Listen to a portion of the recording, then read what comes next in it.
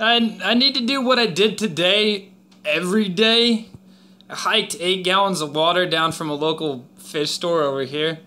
That's about a mile and a half all told with 8 gallons of water on my back. But hey man, I'm feeling tired, but I'm feeling good. I need to do that every day of my life. And that gets into the subject of today's video. It's why I've never wanted an easy path to much of anything.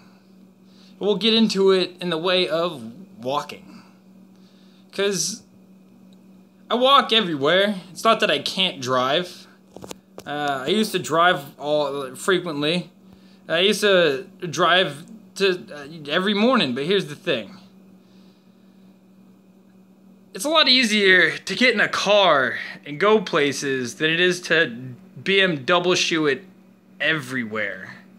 And how much resolve do you have to get things done when you're on foot versus when you got to easy out, when you're like, oh, but I can just, bitch out on this one. When I'm walking places and I plan something, I tell somebody that something's going to get done. It's going to get done. Come rain, snow, or the devil itself, man. It doesn't fucking matter to me. It's not because I'm anything special. It's because I'm driven. I've got resolve. I've already decided that shit's getting done. And it's gonna happen. Or, I don't know, or I'll end up without a leg or dead or some shit. Some weird shit's gonna have to happen to stop me. But regardless of an asteroid landing on my head, whatever it is gonna happen. And that is, I guess, a key point in this whole ethos of never wanting any easy outs. Like, there's a bunch of YouTube channels out there that like get shout outs to people like, Timmy, why don't you try to enter a contest or whatever. It's like, I don't give a shit, man. Why would I go to get this subscriber base that I don't have not put the groundwork down for, that I can't deliver effective content to? Why would I search for something greater than what I can handle? You got to put down the groundwork, man. If you put down a strong base, a strong place to stand on. Every house is built on a good foundation. Every good martial artist is built on strong fundamentals. There's a way to deal with getting good at something like martial arts, and it's not through, there's people that have natural talent, but that's natural talent, you can see that. It's like Francis Ngannou. Francis Ngannou, he's a big scary dude. But when he fought Stipe Miocic has already decided he was running into burning buildings like, yeah, but you ain't knocking me out, Holmes. There's nothing you can do about it. And that's the point. That's the fucking point here. Is that when you put in the work, when you didn't get this hype train fast track, when you're the guy running into burning buildings who's gone through the list of killers. You walked into hell and you punched every demon in the face. You walked into the dragon's lair. Not only did you kill the dragon, you killed the bigger dragon, and every spawn of every kobold, everything you found in there is dead. That's the way to becoming a strong character in Dungeons & Dragons. Is not to make a level 20, but you can, but it doesn't mean anything.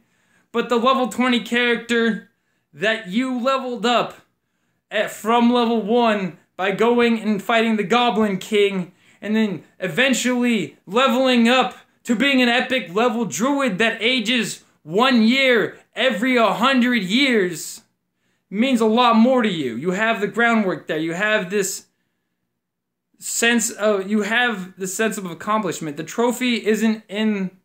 I heard this guy say, this guy named Walter Goggins, which kind of lit the fire underneath my ass. Walter Goggins said, man, the trophy isn't on my is not on my bookshelf. It's not on my mantle. It's in my head. My trophy is here. Because the real trophy to me isn't, he broke the Guinness Book of World Records for doing pull-ups. It's not that he has the most pull-ups. It's not that he did this run. It's that he didn't take the easy path out. He didn't quit on himself. He didn't he didn't skip over the parts that he thought was hard. He didn't leave behind and avoid stuff that he thought maybe I could, do this easier thing. He went right into it. He went right into all of it. He went in through BUD/S, which is Navy SEAL training, multiple times. Some hard shit. He went through all these things, running like super marathons.